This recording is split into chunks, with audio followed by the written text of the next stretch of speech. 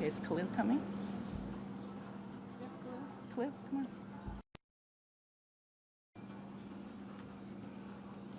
All right. Well, thank you. Thank you, everyone, for being here today. My name is Karen Mazurkiewicz. I'm the Vice President of Stakeholder Relations and Communications for Toronto Pearson.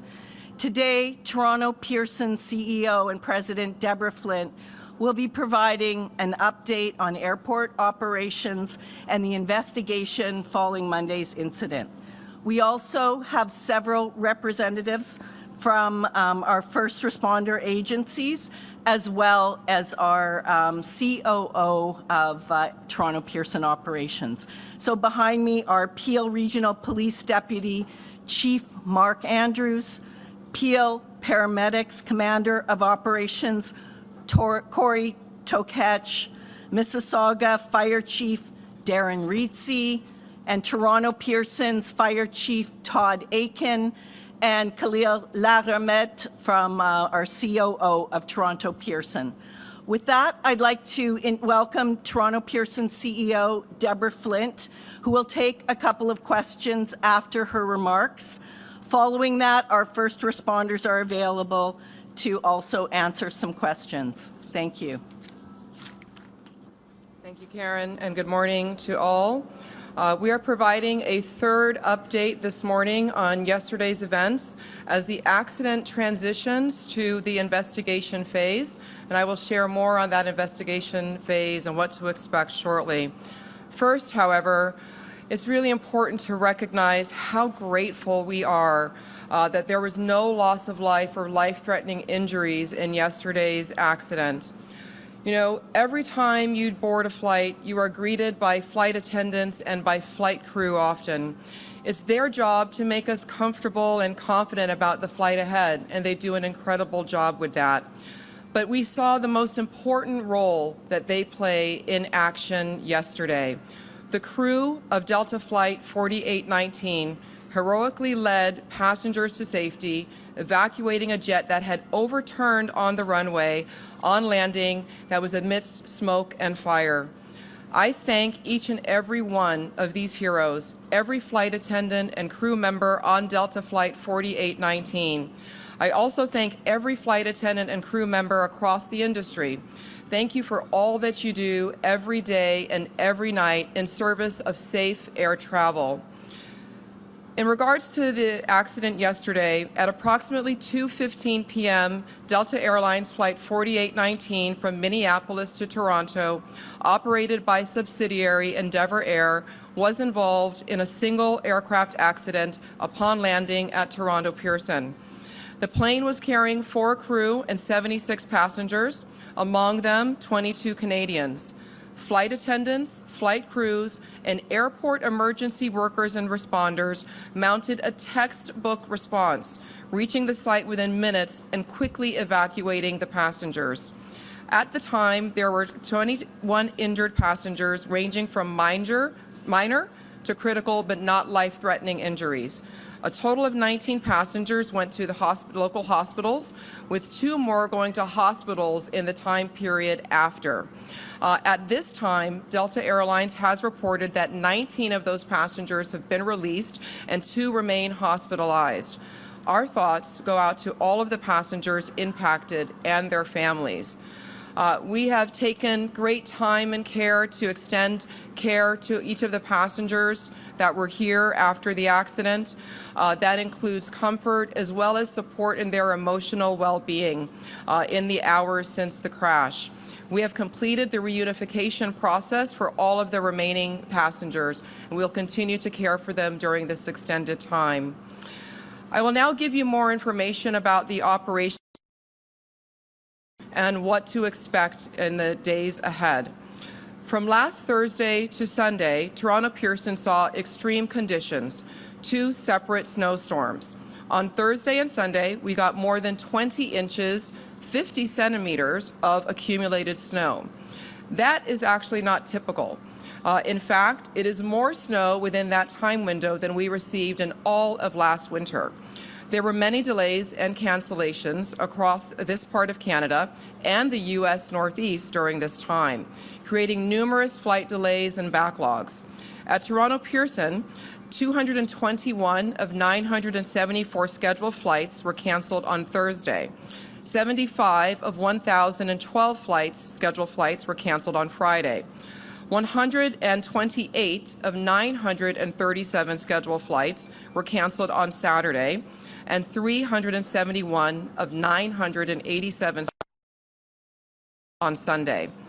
Monday was a clear day, though, and it was an operational recovery day for Toronto Pearson, with 1,006 scheduled flights. The results yesterday, in due part to the accident, were 462 scheduled flights canceled and 544 flights operated. Let's now talk about the investigation and what to expect in the next few days as we pivot to this phase.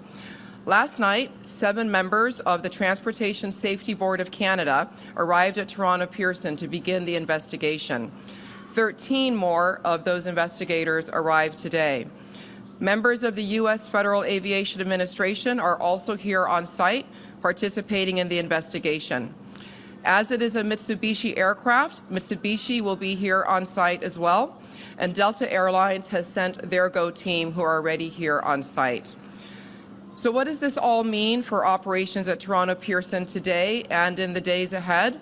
Our Emergency Operations Center does remain open, though operations on the runways resumed at 5 p.m. Eastern Time yesterday. We have been in recovery mode since resuming flights at 5 p.m. yesterday, catching up on delayed flights, and that continues into today as well. We are currently without use of our longest east-west and north-south runways. This and ongoing expected additional weather conditions today will affect how fast we recover operations, particularly with departure of aircraft. We do expect that the investigators on site will be reviewing the aircraft on its current configuration on the runway for the next 48 hours.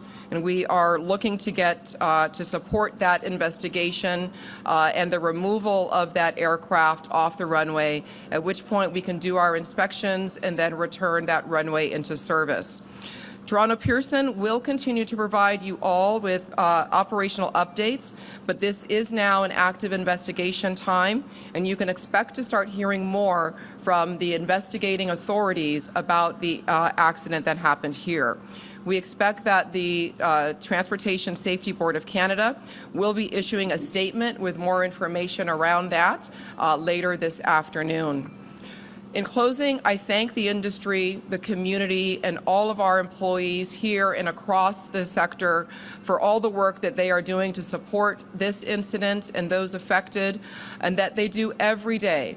Air travel remains the safest form of transportation. We are proud of that record here, and at times like these, we're very grateful and thankful of how the community and the industry comes together as one. Thank you. We'll now take a few questions. Folks who maybe can come up to. Okay. Sure. Hi there. Alex Capriello with News Nation. A question about the conditions yesterday. Obviously, you just explained the extent of the snowstorms that came over the past few days. Wondering if there's been any developments or any comment about what exactly it was like on the runway in terms of iciness or wind gusts. Last night we heard the fire chief say that he did not believe that that played a role in this crash at all. Is that still the theory here? And if so, do we have any developments on what caused the crash if it wasn't weather related? Okay.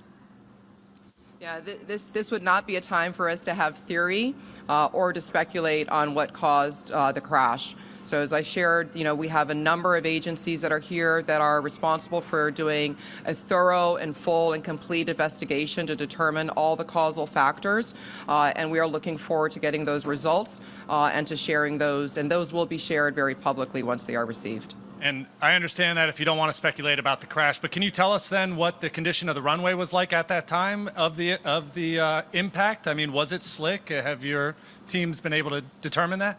I look forward to sharing all of that information at the proper time.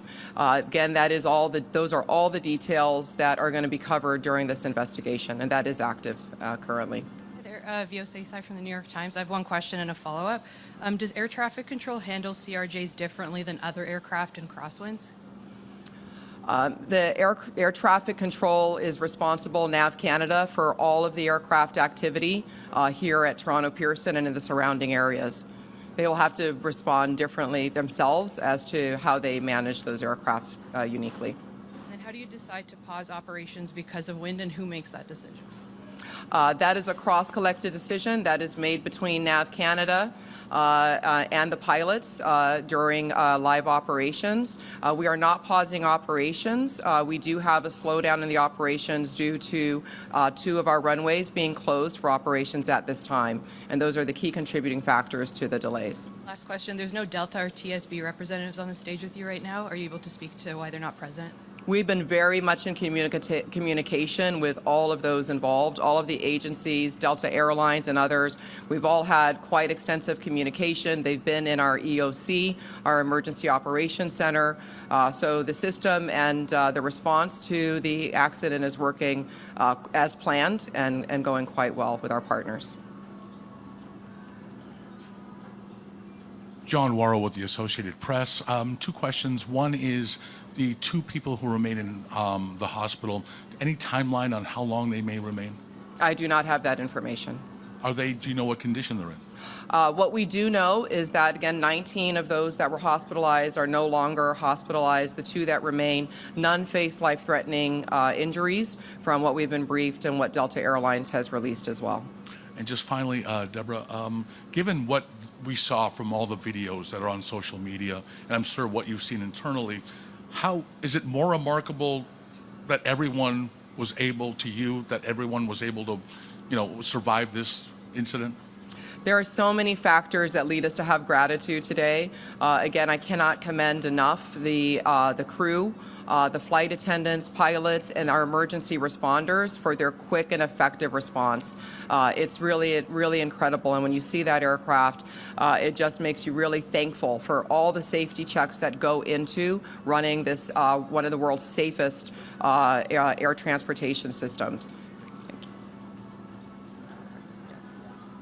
Okay, we'll take questions now from the first responders, please. Good morning, Momin Qureshi from 680 News Radio. My question really is, last check, the wreckage was still out there on the runway. I just wanted to know if we know how long that will be out there and what kind of impact that's having on service here at the airport. Yeah, so as I shared, yes, that the remains of the aircraft will remain on the runway while the investigators are performing their reviews. We expect that could be about 48 hours. And so until that time, 2 of our runways will remain closed, and that is affecting the volume of traffic that we're having. So passengers should be looking and working with their airlines, checking our website for information on delays and potential cancellations as well for the next several days. Just as a follow-up to that, then, I've been upstairs, as many of us have, talking to passengers, and many of them, most of them, all of them really are understanding of the ripple effect, but are extremely frustrated by the lack of information or conflicting information. So just what do you say to your passengers right now who are trying to get themselves on flights to their destinations but are left feeling frustrated by conflicting information or a lack of information? We are here very much at the airport to support and provide passenger care for people that might find themselves here at their airport and have their flights disrupted. So we'll continue to provide that customer care for them. But in the interim, please do check with your airlines, check your website, and check your apps for your most updated flight information. Thank you. We'll move now to questions to the responders. Thank you. Yeah, sure. It's Shauna with City News. Can you talk a little bit about the response, how long it took fire trucks to get to the plane, and can you talk a little bit about the flame that we saw in the video and the smoke, and was it easy to put out? And just really take us through the response. All right, Todd. Yeah, thank you for the question. The actual time, it was a very quick response from Toronto Pearson Fire Emergency Services. Upon arrival, the crew did witness spot fires. They were able to quickly knock down the spot fires using the aircraft rescue firefighting apparatus. Once the fires were knocked down, the crews did make entry and perform primary search and rescue. The passengers were all evacuated, and then they were taken to a secondary location at Station 2 for triage with our mutual aid partners. Just a quick follow-up. Can you describe what it was like? Because we've seen videos of the passengers hanging upside down in their seatbelts. Can you maybe just describe what it was like to get these people, you know, hanging, cut down, and out of the plane? I believe that most of the passengers self-evacuated at that time, and upon arrival, they were being escorted to a second location.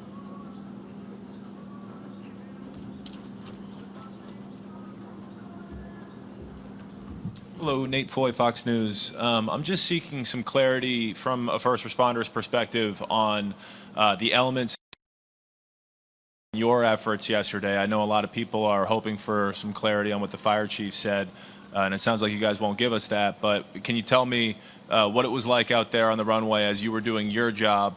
Was the runway dry, and the wind gust, how did it impact you?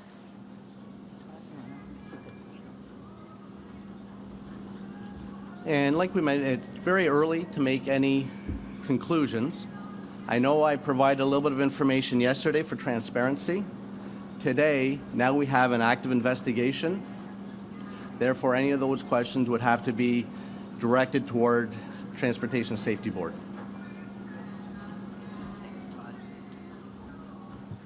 Hi there, Karen Lieberman with Global News. Besides the chief, I just wondered if any of the other first responders could speak to their own experiences and what you found and how you cared for some of these passengers. Sure. Thank you for the question. Mark Andrews, Deputy Chief with Peel Regional Police. I'd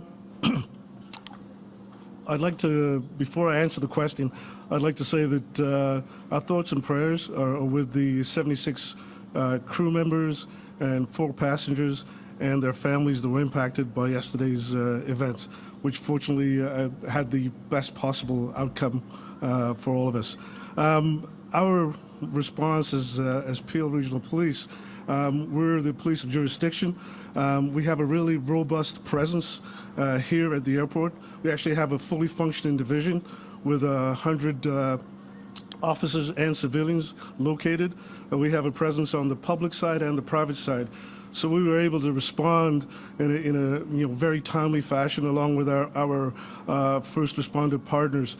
The conditions were difficult, but I will say this, that we regularly practice with our partners in fire and EMS and the GTAA and Transport Safety Canada.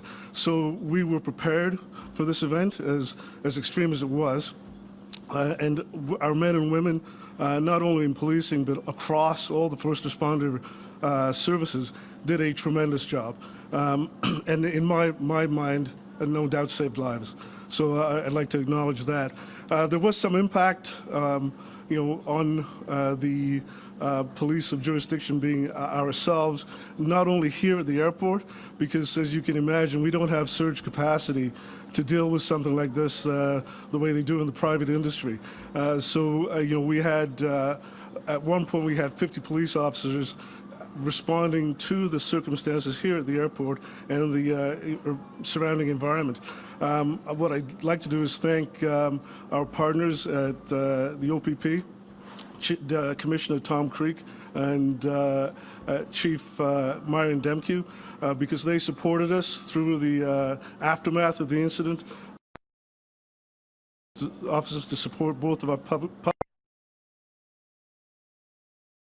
All in all, it was a great response by first responders, supporting GTAA and our TSB partners, but it's something that we've practiced and we're well prepared for should this happen again going forward.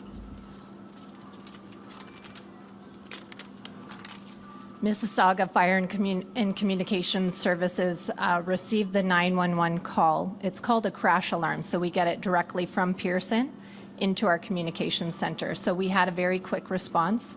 We had 6 apparatus from Mississauga Fire respond. It was a combination of aerials, engines, and squads. In addition, we sent our command vehicle and also a tanker. We also had an acting platoon chief, a district chief, and myself that attended the scene. I took a position within their emergency operations center. Just to reiterate what Deputy just said, annually our firefighters at a location called Festi. It's a training facility.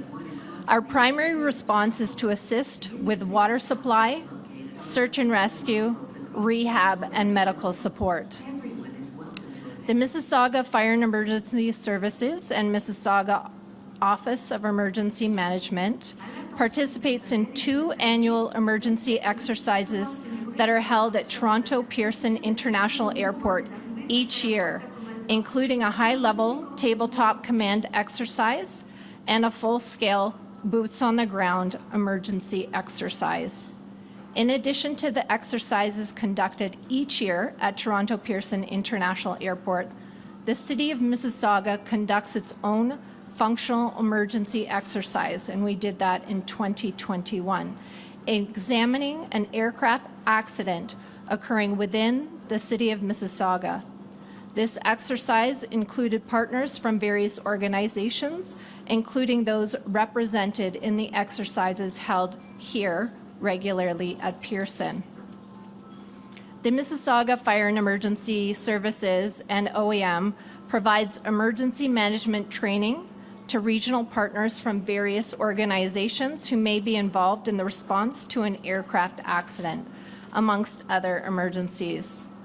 The Mississauga Office of Emergency Management can also serve as a conduit between the city and the Provincial Emergency Operations Centre if provincial-wide coordination for the response and recovery of community impacts during an emergency is required. During an aircraft accident, the Mississauga Office of Emergency Management can assist in the coordination of providing municipal services if requested by our community partners who may be impacted in the event. This could include transportation like buses, facilities, or heavy equipment.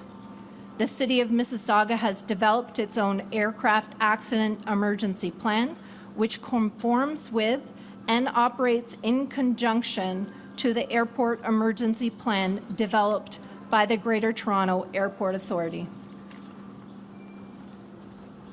Thanks. That was a fulsome response. I just also wondered if anyone can speak to the nature of some of the injuries. Do you want to speak to some of the nature?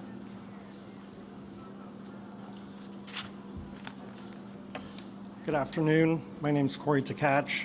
I'm a commander of operations within Peel Regional Paramedic Services. So upon our arrival of the crash site, our staff were faced with a multitude of different injuries, mainly stemming from back sprains, head injuries, anxiety, some headaches, nausea and vomiting due to the fuel exposure. So those were the common sort of injuries that we had come across. Any more questions? Please, Mal Hamidi, Canadian Press. Just want to follow up on this rescue effort. Can you please provide some details on the timeline? How long did you, I mean, paramedics and firefighters did it take for them to get to the airplane, and how long did it take for them to evacuate the airplane? Okay, Todd, you want to take that? Yeah, the response from Toronto Pearson Fire Emergency Services was minutes. Because there is an active investigation, we won't be able to provide the details, but it was a very quick response from Fire Emergency Services as well as our response partners that just spoke. Can you please also comment on the role that flight attendants played in evacuating the airplane? We saw some videos on social media where like basically doing their job, helping passengers get off the plane. Can you please comment on their role in this? Sure, absolutely. We train for such events. We're very well prepared and trained, and the firefighters responded textbook. They were able to knock down the fire. They're able to assist the passengers getting off the plane, and then performing triage and then response to the hospitals. Thank you. Next question. Hi, I'm Alex Miller with Scripps News. I know you can't confirm what you saw on the runway, but can you confirm that the runway had been coded as fives across the board as a wet runway for the pilots, which is a runway with light snow or slush? Sorry, I don't know if I followed that question. Do you want an answer or do you want to repeat it? Did you get it? Yeah, like I mentioned earlier, because there's an active investigation, that will have to be directed towards the Transport Safety Board, please. Hi, Jessica Murphy, BBC News. I want to go back to something Mr. Andrews said. You talked about difficult conditions that rescuers faced on the ground. I'm hoping you could go into a bit more detail. Sorry, with who said? Sorry? BBC. Oh, No, sorry. Peel Regional Police. Peel Regional Police? Thank you for that question. The conditions that I was speaking of is the environmental conditions, the cold, the wind, the fact that we were still having the occasional snow. But those are conditions, again, that we're used to working in as first responders, and our people, along with the other first responders, did a tremendous job of responding in those conditions. It's part of the environment that we operate in. Megan Fitzpatrick from CBC News. What can you tell us about the child that was airlifted to sick kids? Do we know if the child was on somebody's lap or buckled in? What can you tell us about the nature of their injuries? No, we don't. I'm sorry. You don't know if the child We do was not on a know. lap? No, we don't have those details. Can you give us an age range of the passengers on the plane? We don't have that either. I would direct that to Delta.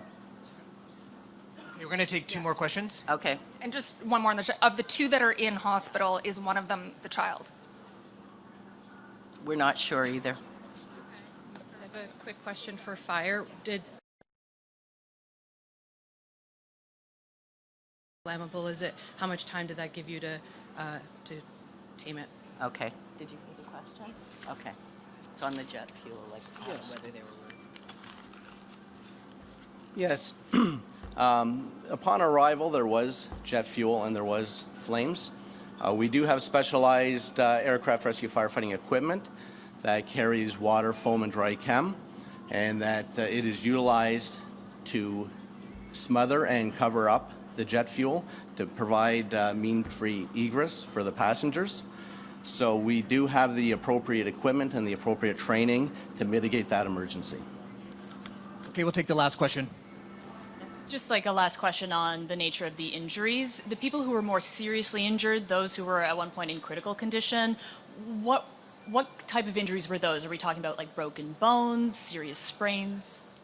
I think the paramedic did speak to that a bit, but he can come back and reiterate. Yeah. So on the initial assessment in any mass casualty incident, we do a triage of patients. And yes, some patients were deemed to be critical at that time. And we make that assessment based on our initial contact, what the patient's complaining of, the fact that they were involved in a plane crash. And some of those determinations happen quite quickly in the short amount of time that we spend with that patient to ensure that they're receiving the quickest care possible. And there are times when further care occurs and those conditions get downgraded. So from critical to like serious and non-life threatening. There are times in scenarios like this where somebody may be complaining of like abdominal pain or a head injury, and we may err on the side of caution to deem them critical because we can't see inside their skull, we can't see inside their abdomen, but based on some of their vital signs and other determining factors, that's when sort of the decision to make them a critical patient would have occurred. So in terms of like the acuity of injuries, perhaps the most acute would be that like the back sprain or the head injury possible. Yeah, a head injury from an acuity state is obviously very dangerous. The issue is we obviously can't see inside the head at that time, right? So. Well, thank you all for coming today. We really appreciate it. I really thank all the responders as well for their time to come today and explain the situation on the ground. We will continue to give more updates on operations, Toronto Pearson, but from this going forward now, it is an active investigation, and we can expect hopefully to hear some news from the investigators. Thank you.